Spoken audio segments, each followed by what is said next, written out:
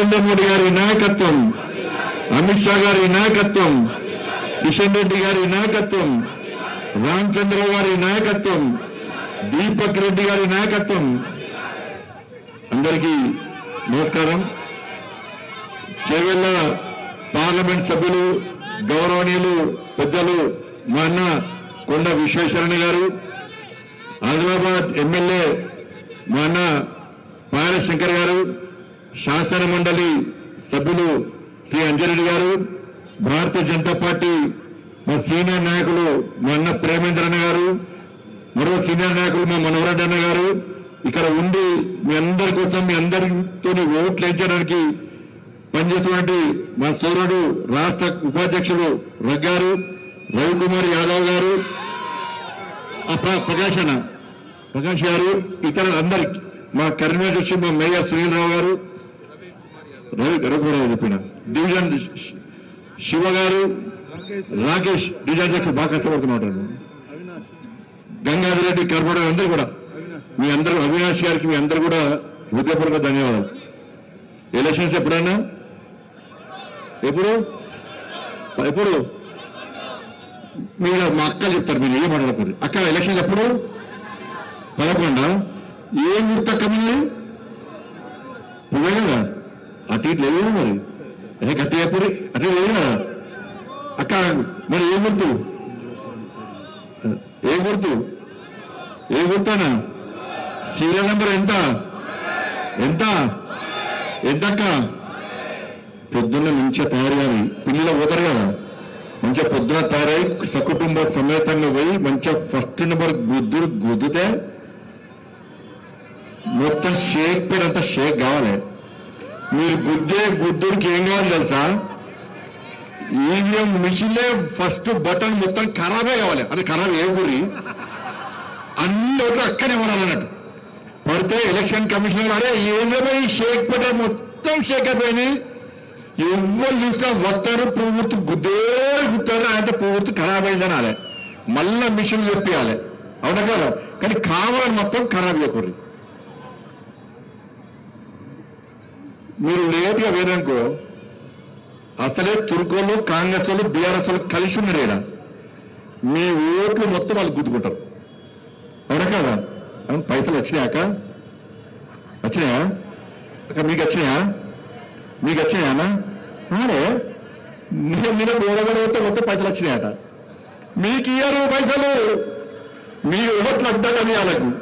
ఈ బొట్టు పెట్టుకుంటోళ్ళు, మంగళసూత్రం వేసుకుంటోళ్ళు, గాజులు పెట్టుకుంటోళ్ళు, ఆ ఓట్లు వాళ్ళకి అద్దట. వాళ్ళకి అన్ని తురుకోల ఓట్లే కావన్నట.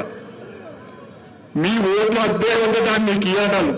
ఆ తురుకోల ఇళ్ల మీద పడి కుట్టు మిషన్లు ఇస్తారు, మిక్సీలు ఇస్తున్నారు, గ్రైండర్లు ఇస్తున్నారు.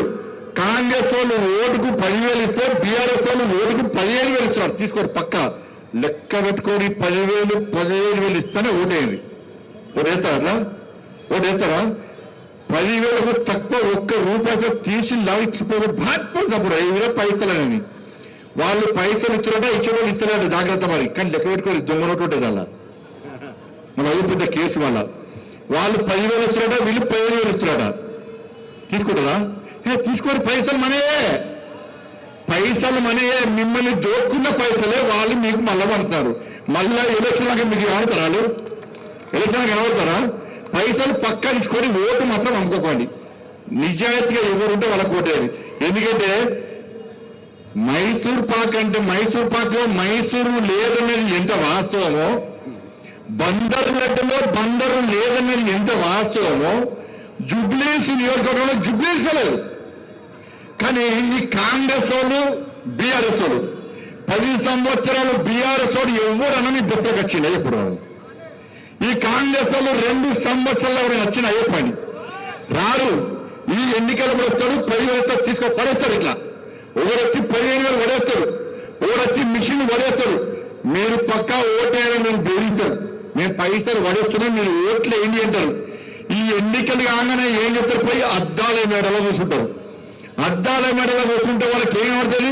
అబ్బా జుబ్బు నిలిచి మొత్తం పెద్ద పెద్ద బిల్డింగ్ల కార్పొరేట్ కంపెనీలు కొడతాయి వాళ్ళకి. ఇక మళ్ళీ మీ జోలికి వస్తావు తీరాడిగా. అద్దాల మేడనే జుబ్లీతో మొత్తం బస్తు తప్ప అసలు జుబ్లీస్ లేదా ఇక్కడ.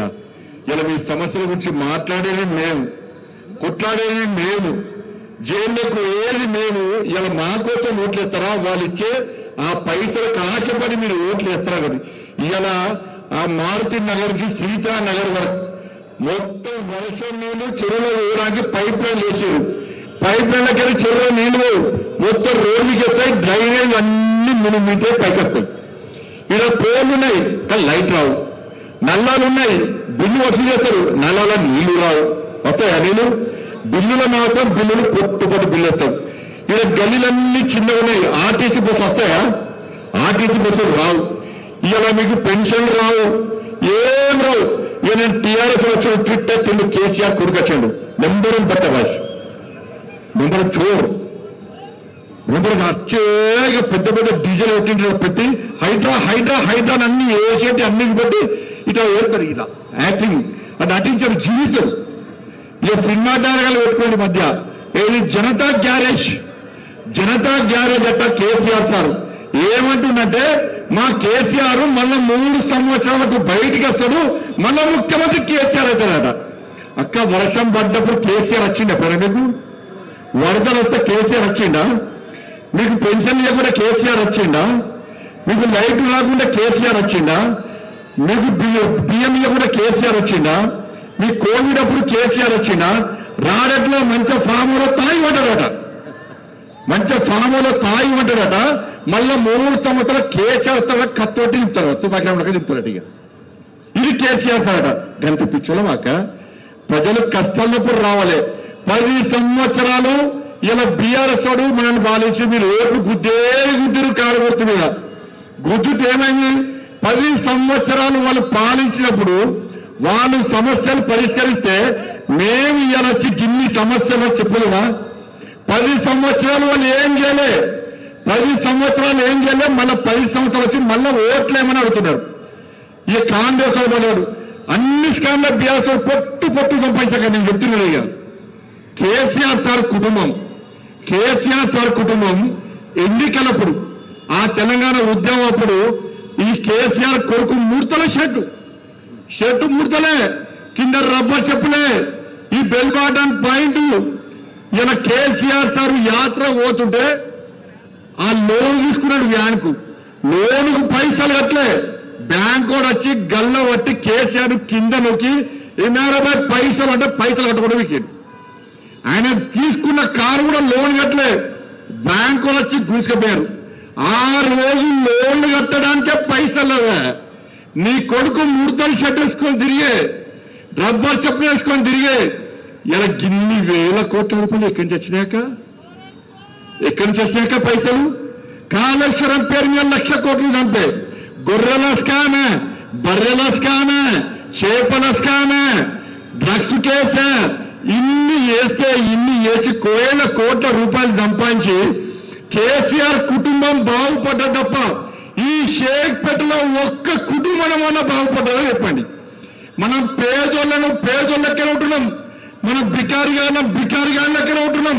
కానీ కేసీఆర్ కుటుంబం మాత్రం ఇలా లక్షల కోట్లు సంపాదించి దోసుకొని ఇలా మళ్ళా ఓట్లడానికి వస్తే ఇలా ఎట్లా ఓట్లేస్తారక్క ఒక్కసారి ఆలోచనక్క. పెద్ద చీజీలు పెట్టుకు పడుతుంది కేసీఆర్ కొడుకు. సరే హైదరాబాద్ పక్కా కూర్చుని కాంగ్రెస్ నాగి చంపాలి వాస్తవమే, కానీ నువ్వు చేస్తే పోటు కారేమండి అక్క. ఈ కేసీఆర్ కుటుంబము, ఈ కేసీఆర్ ముఖ్యమంత్రి అప్పుడు రైతులు చేసిపోయారక్క. కానీ కేసీఆర్ వాళ్ళే నేను పోయినాక రైతులు చేసిపోతే పిల్లలు ఉద్యోగాలు పెద్ద డిగ్రీలు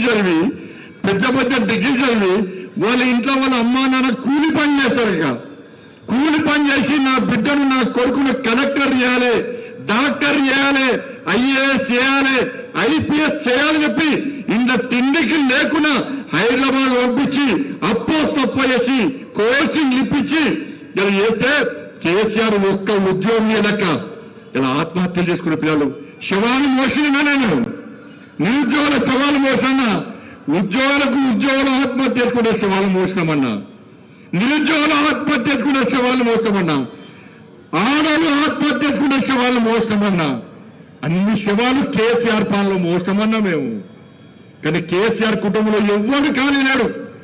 అయ్య ముఖ్యమంత్రి, కొడుకు మంత్రి, బిడ్డ ఎమ్మెల్సీ, అల్లుడు మంత్రి, వాళ్ళ అన్న కొడుకు ఆయన ఎంపీ.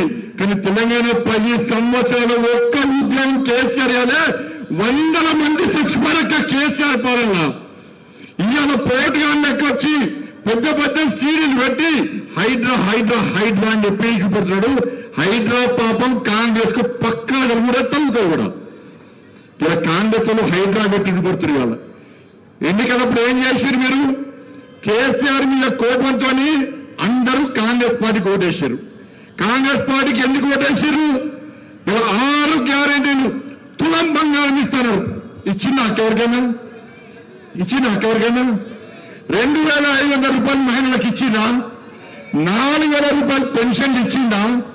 విద్యార్థులకు విద్యార్థి భరోసా కార్డు ఇచ్చిందా? ఉద్యోగాలు ఇచ్చిందా? రైతులకు రైతు భరోసా ఇచ్చిందా? ఇలా పెన్షన్దారులకు పెన్షన్ ఇచ్చిందా?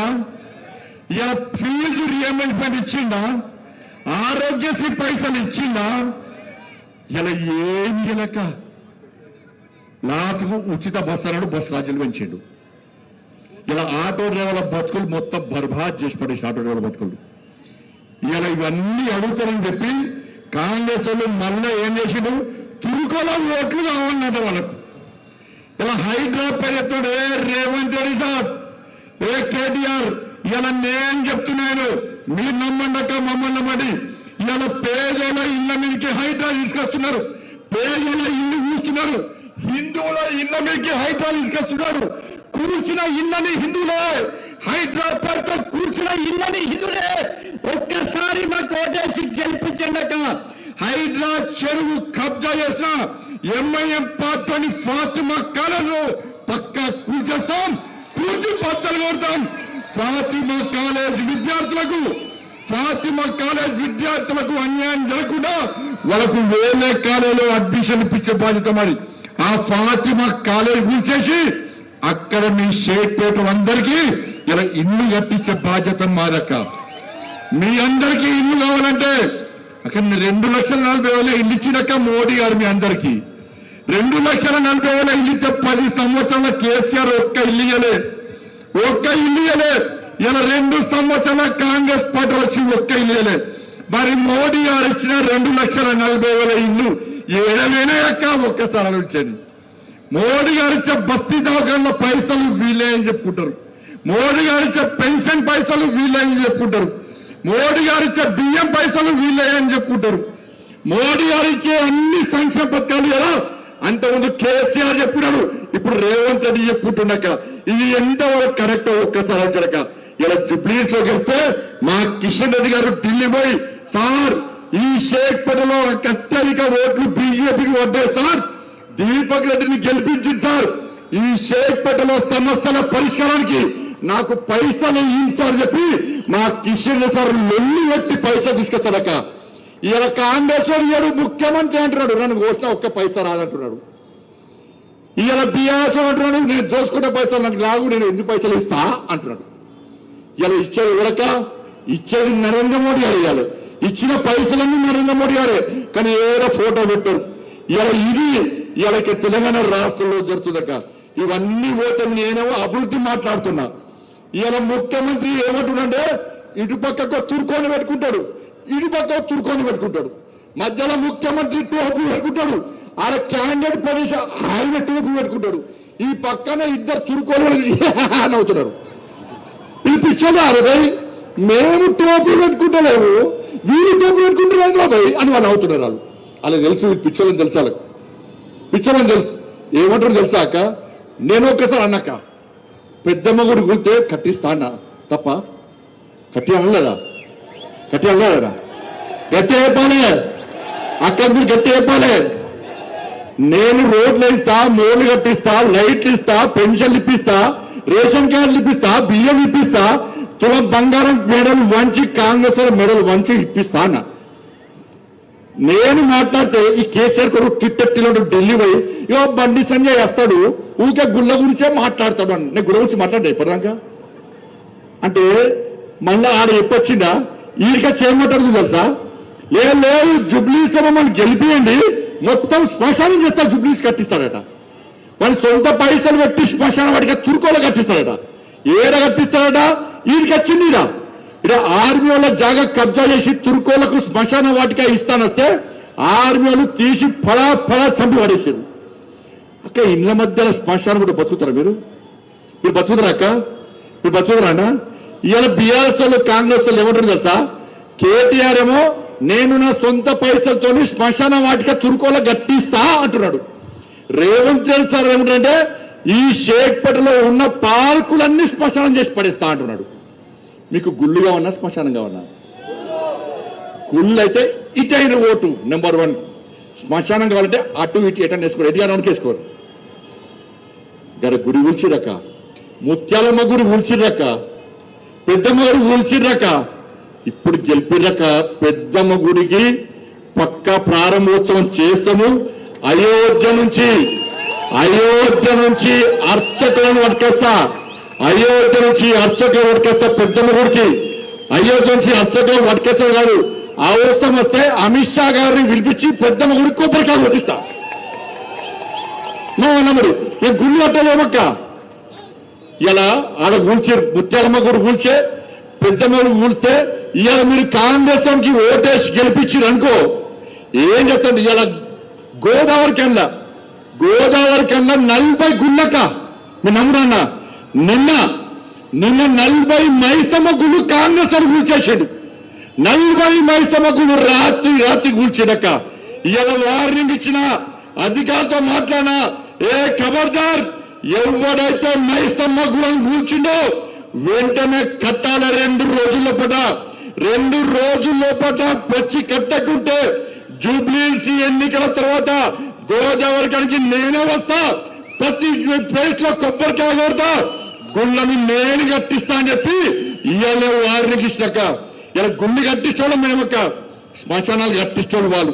మరి హిందూ శ్మశాన వాటికలో నీళ్ళు మనం చచ్చిపోతే ఏడాలి కాలేద్దామా అంటే ప్లేస్ లేదా, ప్లేస్ ఉంటే దాని నీళ్లు ఉంటే దాలా కరెంట్ లేదా. ఇలా మన గురించి పడుచుకోరక్క. ఇలా తురుకోలు కొట్టాట. ఇలా ముఖ్యమంత్రి అంటున్నాడు కాంగ్రెస్ అంటే ముస్లిం అంటే కాంగ్రెస్ అట. మరి ఇక్కడ హిందువులు ఒక్కసారి గుండె మీద చేసుకుంది. కానీ నేను చెప్తున్నాక తప్పుపై కాంగ్రెస్ గెలిస్తే కాంగ్రెస్ అరే వాడు మీ అందరు చంపుతాడక్క, 15 నిమిషాలు సమయం ఇస్తే మీ అందరు చంపుతాడు. మేము పాటు తెలుసా మీకు?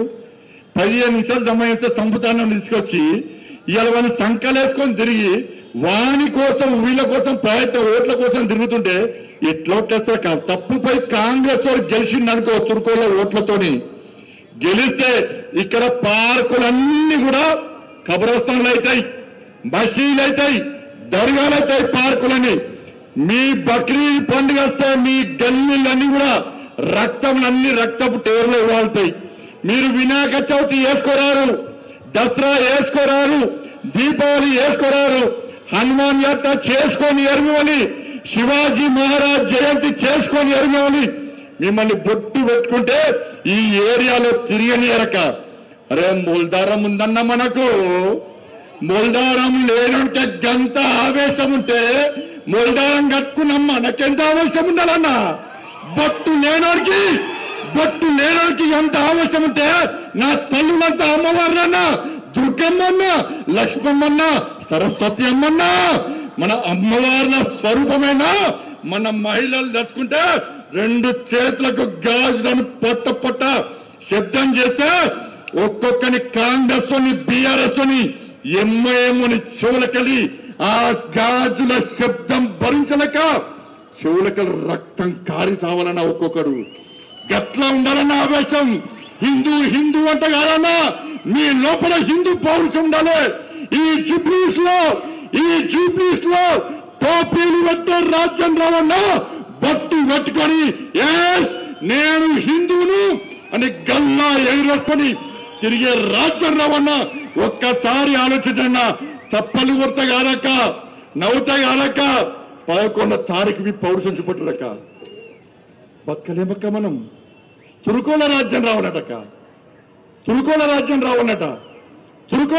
చేస్తారట. ఇలా మనమేడ బతకాలను ఒక్కసారి ఆలోచండి.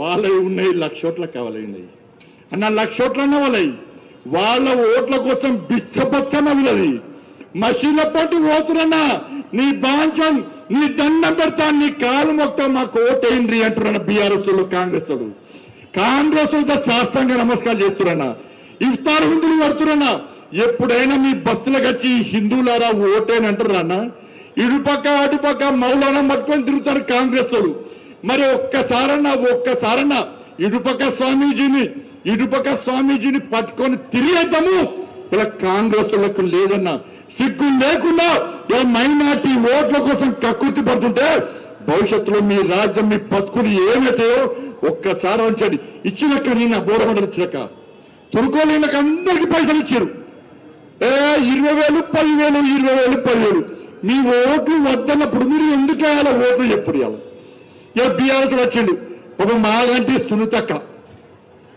అక్క ఎవరికన్నా ఒక్కటే ఆయన రాంగయ్య ఇనులక్క ఇది రాంగ వాళ్ళ భార్య వచ్చింది ఎవరు మాగంటి గోపీనాథ్ భార్య వచ్చి మీద ఎవడు వేసింది అక్క ఇప్పుడక్క తల్లి వేసిందన్న భార్య వేసిందన్న వాళ్ళ కొడుకు వేసిరక్క అన్నా నేను భార్యనన్నా అంకుల్ నేను మాగంటి గోపీనాథ్ కొడుకుని అంకుల్ నాన్న నేను మాగంటి గోపీనాథ్ తల్లిని నేను మాగంటి గోపీనాథ్ చచ్చిపోయేటప్పుడు మాకు చూపట్లే హాస్పిటల్ కూడా చూపట్లే ఇవాళ నన్ను భార్య కాదంటున్నారు నన్ను కొడుకు కాదంటున్నారు నన్ను తల్లి కాదంటున్నారు అక్క ఎవరికైనా 2 భార్యలు ఉంటారు కావచ్చు 4 కొడుకుంటారు కావచ్చు కానీ తల్లి ఒక్కతే ఉంటుంది అక్క ఆ తల్లి ఏడుస్తుంటే ఇవాళ ఎంత బాధ అనిపించింది అక్క ఇవాళ మాగంటి సునీతక్కకు 2 ఓటర్ ఐడి కార్డులు ఉంటాయి 2 ఓటర్ ఐడి కార్డులు ఉంటాయి 2 అఫిడవిట్ సమర్పిస్తుంది ఒక్కదానేమో 10th పాస్ అయినా అంటది ఒక్కరేమో 10th రాజాలని అంటది 2 అఫిడవిట్ సమర్పిస్తుంది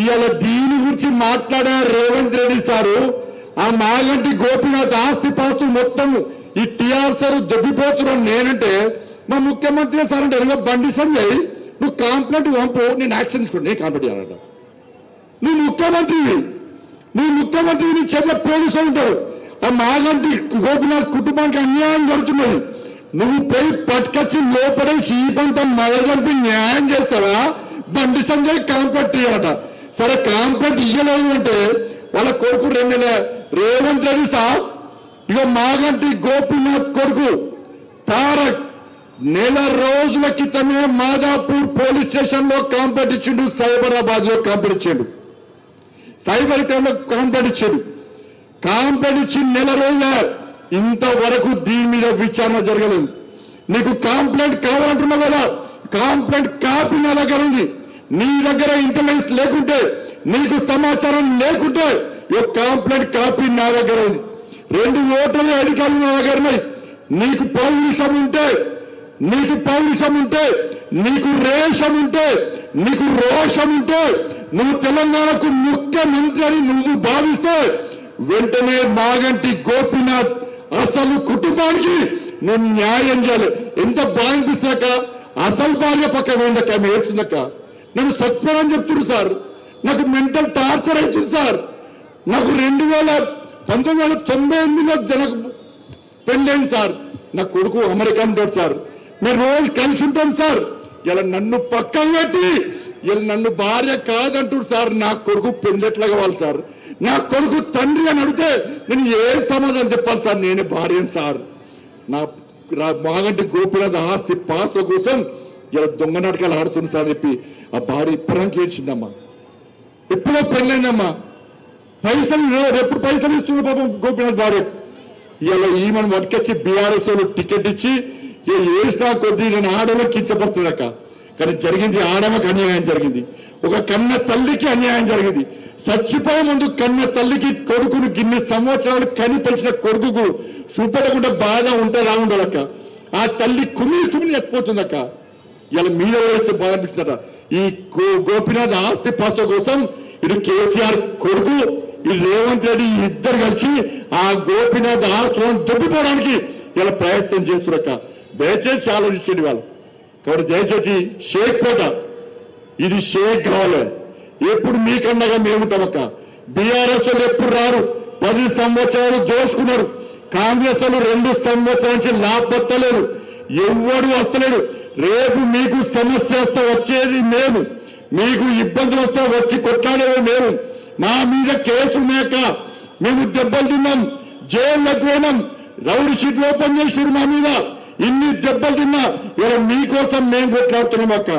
మీకోసం మేము కొట్లాడుతుంటే ఇవాళ బీఆర్ఎస్ పార్టీ కాంగ్రెస్ పార్టీలు వచ్చి హిందువులందరూ బీజేపీకి ఓటేస్తున్నారు కాబట్టి ఇవాళ తిరుపతిలో ఓట్ల కోసం కొట్లాడుతున్నారు. కాబట్టి నేను అడుగుతున్నా ఈ తెలంగాణ రాష్ట్రంలో తుర్కాయన అని చెప్పుకుంటాడు, క్రైస్తవుడు అని చెప్పుకుంటాడు, కానీ హిందూ అని చెప్పుకుంటే మతతత్వవాది అంటున్నారు. కన్నా చెప్పుకోవాలేదా?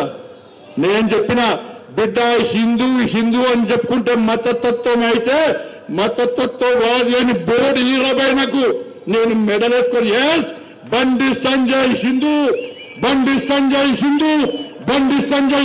అని గర్వంగా తలెత్తుకొని తిరిగేద్దాము. నాకు కాంగ్రెస్ వాళ్ళు బీఆర్ఎస్ చెప్పాలి, ఈ జుబ్లీస్ ఎన్నికలో మేము హిందువులమే, హిందువులు మాకు ఓటాలి అని చెప్పి తుర్కోల ఓట్లు మాకు అర్థం చెప్పేద్దాము ఉండాలి. ఒక్కసారి ఆలోచన. అందుకే మీరు 16వ తారీఖు ఎన్నికలు ఇంకా 3 రోజులు మాత్రమే టైం ఉన్నది. ఈ 3 రోజుల లోపల ఇక్కడికి వచ్చి చప్పట్లు కొట్టుడు కాదన్నా, జై అనుడు కాదక్క. మీరందరూ ఓట్లేండి అక్కడ దండ పెడతా. మీరు ఓట్లు లేకుంటే మన బతుకులు, పేదల బతుకులు బాగుపడాక. ఇద్దరు పరిశ్రమలే, ఇద్దరు పైసలు పెట్టి గెలుద్దామనుకుంటున్నారు. మేము మీకు ఆపదొస్తే కష్టం వస్తే మీకోసం కొట్లాడి కాంగ్రెస్ వాళ్ళ మెడలు వంచి మీ సమస్యల పరిష్కారాన్ని కొట్టడానికి మేము మీ ముందుకు వస్తామక్క. అందుకే మీరందరూ దయచేసి ఓటు బ్యాంక్ అవ్వాలండి. ఈ జూబ్లీస్ నియోజకవర్గంలో 80% ఉన్నటువంటి హిందువులు ఓటు బ్యాంక్ గా మారి ఈ తెలంగాణ రాష్ట్రంలో హిందూ రాజ్య స్థాపనకు హిందూ ఓటు బ్యాంక్ దమ్మంగా చూపెట్టడానికి ఈ మైనార్టీల కొమ్ము కాస్తూ మైనార్టీ వర్గం ఓట్ల కోసం కక్కుర్తి పడుతున్న కాంగ్రెస్ పార్టీకి గుణపాఠం చెప్పడానికి జూబ్లీస్ లోని హిందువులందరూ ఓటు బ్యాంక్ గా మారాల్సిందిగా మీ అందరికీ విజ్ఞప్తి చేస్తూ 2-3 రోజుల నుంచి జూబ్లీస్ ఎన్నికల వాతావరణం మారిపోయిందన్న. కాంగ్రెస్ వాళ్ళు వేరు, బీఆర్ఎస్ వాళ్ళు ఫీల్డ్ మీకెళ్ళి వీకిడి పక్క జరిగారు. ఎందుకంటే పోటీ కాంగ్రెస్ వర్సెస్ బీజేపీ, తుర్కోల వర్సెస్ హిందువులు. వాళ్ళు గెలిస్తే మీరు తలెత్తుకొని తిరగలేరు, వాళ్ళు గెలిస్తే మీరు బతకలేరు. అరే తుర్కోల ఓట్లతోనే గెలిచినాం, ఈ తెలంగాణ రాష్ట్రాన్ని ఇస్లాం రాజ్యంగా మార్చామని చెప్పి ఇలా వాళ్ళు కుట్రలు చేస్తున్నారు. కానీ నా నరేంద్ర మోడీ ఈ తెలంగాణ రాష్ట్రాన్ని వికసిత్ తెలంగాణగా, అభివృద్ధి చెందిన తెలంగాణగా మార్చాలని చెప్పి నా నరేంద్ర మోడీ కళలు కంటుంది. కాబట్టి మీకు తుర్కోల రాజ్యం రావన్నా, హిందువుల రాజ్యం రావన్నా, శ్మశాన వాటికలు కావన్నా, అభివృద్ధి చెందిన జూబ్లీస్ కావన్నా ఒక్కసారి ఆలోచించుకొని గల్లీ తిరగండి, గడప తిరగండి, హిందువుల ఓట్లు వేయించండి. ఈ జూబ్లీస్ లో లంకల దీపక్ రెడ్డిని భారీ మెజార్టీతో గెలిపించాల్సిందిగా మీ అందరికీ 2 చేతులు జోడించి సవినయంగా విజ్ఞప్తి చేసి ముగిస్తున్నాను. భారత్ మాతాకి జై శ్రీరామ్.